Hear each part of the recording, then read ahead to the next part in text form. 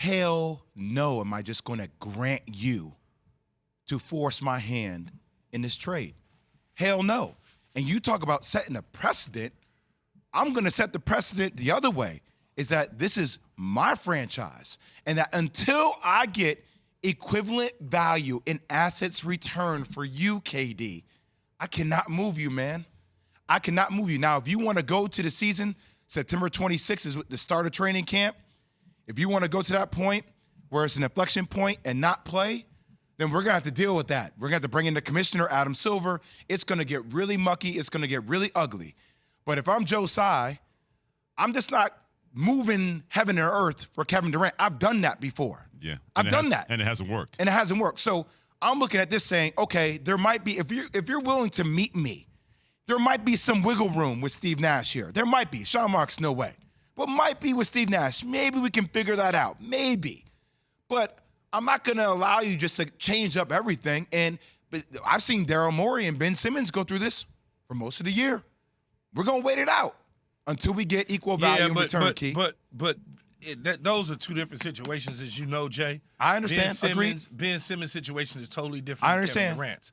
And I understand where you coming from, waiting it out, but you as an owner is doing a disservice to the community of Brooklyn and the Nets fans. No, I'm not. You would be doing a disservice to them by trying to sit on him and tell him he has to either play or sit, and you want to waste your career for the next 4 years. What if, and I know it won't happen, but what if Kevin Durant said, I don't care?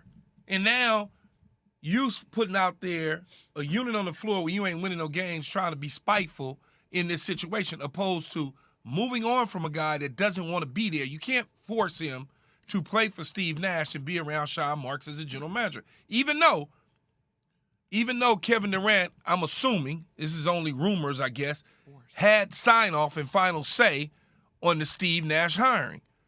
As I said to you before, Jay, you can always return something that you buy. And I think in this situation, Steve Nash, Kevin Durant is looking to return. But you also can't be Josiah and just cave in to firing a coach and a general manager to keep a player. You may be able to fire the coach. We've seen that happen before in the past where star players have had coaches fired and they went on to win championships.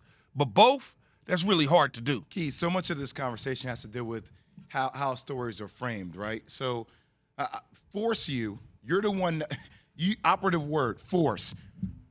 You've had a hand in how we've gotten here. I'm not forcing you to do. I'm making you look in the mirror and having some accountability for what you helped create it, number one. Number two, you talk about disservice to the fan base. I'm actually doing a service to the fan base. Because what I'm saying to my fan base is, if I have the best player in the world, I'm not going to take less and have a team literally run over me, because now if I'm the Toronto Raptors, I can sit there and say, well, I'm not going to give you Scottie Barnes. Your hand is going to be forced. You have to be the first trade I gave you with Pascal Siakam and draft picks, all this, whatever it is, that's what you have to take. Or if you're the Celtics, Jaylen Brown and Derek White, that's what it is. I'm not going to give you Marcus Smart, because now you're going to end up losing, and it's still, I'm not going to lose on that, Key. That's doing a disservice to the fan base. I understand your point of value, Jay, but that value was diminished months ago. But it's not. Months ago. The value was diminished months ago. Once it became a public situation, at that point in time, everyone knows the pulse of Kevin Durant. People think, he loves basketball to the point where he won't do this. You don't know that. Let me ask you this question, because if we both owned our own teams, and we talk a lot about things from the player perspective, I'm curious, Key, would you be a team, would you trade for Kevin Durant? Like if you were the Boston Celtics, I'm asking if you were running the Boston Celtics. Absolutely, 100%. Okay, so let me ask you this, Key. You ready for this? Follow me. You tell me why you think it would be different. If there was drama following KD and OKC, can we agree on that? I mean, yeah, we could agree on that. Was there drama following KD in Golden State, even though it led to championships? I think that, okay, so here's what I would say. Hold on. You let me give you my answer. Okay. You never let me give you the answer. All right. What I would say is the drama at OKC was between him and his teammate in Westbrook. So he decided he couldn't win with Westbrook. He moved on. Okay. The drama at the drama in Golden State was a carryover. This is just me. Was a carryover. The way I'm evaluating it as an owner was a carryover from the fallout at OKC, helped fueled by the media, which then caught fire in Golden State. Now go ahead. Okay, so we agree that there was drama in both places. Yes. Okay. Was there drama in Brooklyn? Yes. So if there's drama in 1, 2, 3 places, what would make you think there isn't going to be drama in the next place? Yeah, but that doesn't mean that I don't want him. Yeah, but here's the follow-up question. I'm okay with that drama. Here's the follow-up question. Because in Golden State, even though there was drama, you had 2 superstars that had no drama, and Klay Thompson and Steph Curry. So whatever team that he goes to next, do you have the stars that regardless of whatever comes along with KD, it's been consistent in his career. It can minimize that.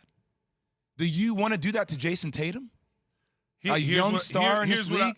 Here's what I would say. I don't think so. Here's what I would, but here's what I would say. That drama that has followed KD around all started when he left OKC. Because at OKC, it wasn't the drama to the end. And then it just followed him and carried him. And the drama in Brooklyn, it had more to do with Kyrie not being there, and then James Harden not wanting to be there because of Kyrie's absence. And all of a sudden, KD got caught up in the middle of it and said, I can't deal with this anymore. It's too much pressure. If I'm a team and I'm willing to go trade for him because, again, as you said, most dominant 1-2 player in the whole world, right? 1-2 in the whole world, you wouldn't want that? Thanks for watching ESPN on YouTube. For live streaming sports and premium content, subscribe to ESPN Plus right now.